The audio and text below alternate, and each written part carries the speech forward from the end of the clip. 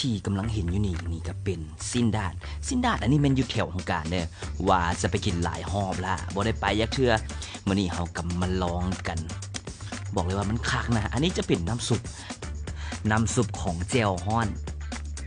ห้านเพิ่นนี่จะขายเป็นแจ่วฮ้อนพร้อมเด้อแต่ว่ามื้อนี้เฮาเอามารวมกันเลยหรือว่าใครอยากกินเป็นจุ่มแจ่วฮ้อนนี่ก็สามารถบอกทางห้านเพิ่นได้สำหรับห้านเพิ่นนี่มีโปรโมชั่นเด้อสั่ง3จานแถม2จานเพซซิ่งของเพิ่นนี่มีทั้งเสือห้องให้3สั้นตับโยมอย่างโอ้มีครบเลยนะอยู่ในห้านนี่นะและเจลเพิ่นก็มีทั้งเจลเพี้ยและก็เจลสุกี้ให้เฮาได้เลือกเอาเลยมักเจลใดนี่ก็บอกทางเจ้าของห้านเพิ่นได้เด้อห้านนี่ค่อยจื้อได้ว่าค่อยไปทายตอนอิ่มแซ่บแคมทางบุญรับประกันเลยว่าความแซ่บอีหลีนะหลายคนนี่อาจจะฮู้แล้วแหละว่าห้านนี่มันอยู่ใส่ใครที่อยากกินซินด้าแล้วก็น้ำซุปเพี้ยแบบพวกเขานี่ก็สามารถไปได้เด้อห้านนี้มันตั้งอยู่บ้านขุนตาและสุดท้ายนี่ก็ขอบใจทางเจ้าของห้านเพิ่นเอามาแถมให้เฮาอีก2อันเพิ่นว่าเพราะว่าเพิ่นจื้อได้สำหรับเส้นทางมาห้านของเพิ่นนี่ห้านเพิ่นจะตั้งอยู่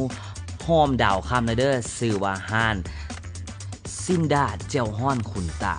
สำหรับมื้อนี้นี่ก็ไปก่อนขอบใจหลายห้านนี้รับประกันความแซ่บเด้อ